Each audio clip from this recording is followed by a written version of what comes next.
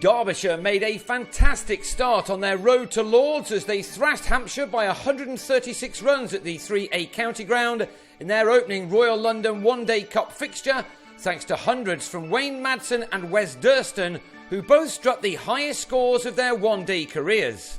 Put in, the home side lost Billy Godalming in the third over as he was turned around by Chris Wood to send a catch to Glenn Maxwell off the leading edge.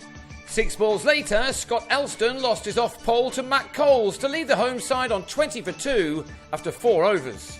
It appeared that bowling first had been the correct call from the Hampshire captain Jimmy Adams, who would have been delighted with the start made against a team which has been poor in the limited over arena this summer, but has just started to find form in the county championship with 2 wins in the last couple of weeks. It appeared that they had picked up some confidence from those successes, and Madsen and Durston showed that off as they started to recover the innings with some excellent cricket shots. Admittedly, Hampshire weren't always at their best with the ball in their hands, often bowling with too much width, and that let these 2 batsmen get away. The 100 was up in the 18th over with Durston passing a 50 off 55 balls, but this was just the start in what became the best ever third wicket partnership for the county in limited overs cricket. Neither batsman offered a single chance as they both played superbly to give their side the perfect start to this 50-over competition. None of the Hampshire attack got away with any inexpensive spells.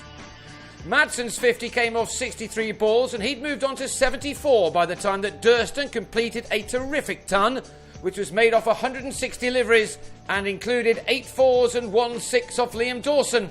It was Durston's third one-day 100, his best of 120 against the Unicorns a couple of years ago, now in his sights. The 200-run stand came up in the 34th over, and Durston managed to step up another gear by getting to his personal best and moving his strike rate into 3 figures.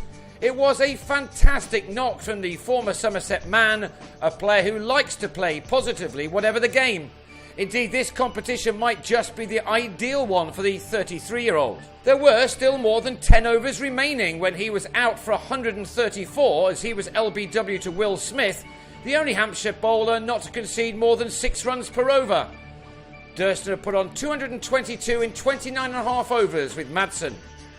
Madsen had never hit a one-day 100 before, his previous best being the 78 he made against Lancashire last summer, so this must have been a special moment for the Derbyshire captain as he reached his mark off 107 balls with his 12th 4.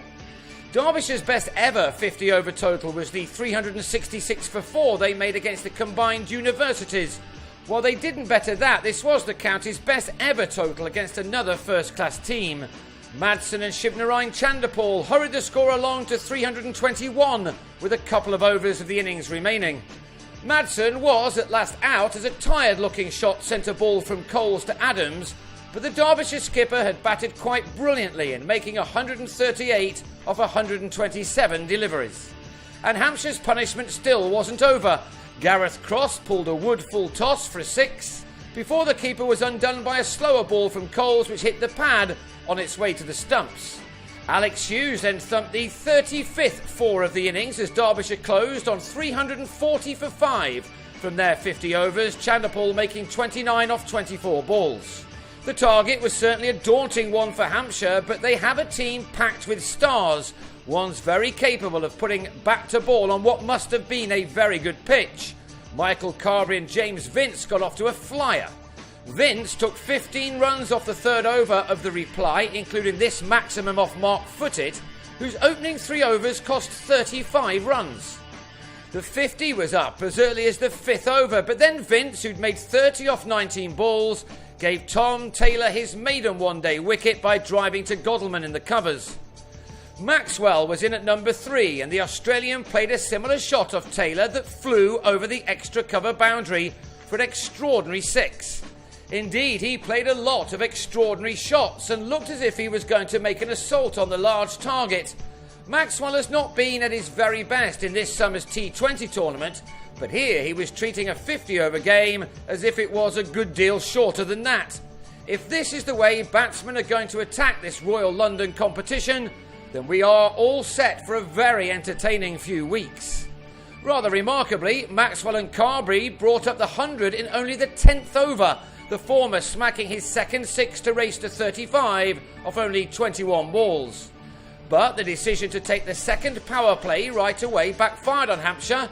Maxwell reverse swept Tony Palladino with power but found Hughes.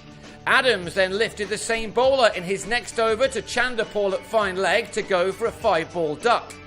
With a total on 149 after 20 overs, Carberry was out for 55, and then Smith was eventually given out caught in the covers on 35 as David Wainwright picked up his second wicket.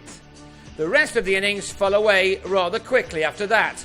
Sean Irvine was run out by a distance by Elston, making it 172 for 6 in the 29th over. Wainwright then grabbed his third wicket as Dawson swept him to Durston, before 3 balls later, Durston showed what a good all-round cricketer he is by bowling Coles for a second ball duck. The 200 was reached, but then the innings was finished off by the spinners. Durston tried some leg spin and bowled Wood behind his legs. And Adam Wheater holed out to long on off Wainwright, who ended with figures of 4 for 34 from 9.2 overs. Hampshire were all out for 204 in the 35th over after losing 9 of their wickets for 101 runs in 24 overs. It gave Derbyshire a massive victory by 136 runs. A very good start for them ahead of a local derby in Leicester on Sunday. Hampshire will need to regroup before they head to Manchester to take on Lancashire on Sunday.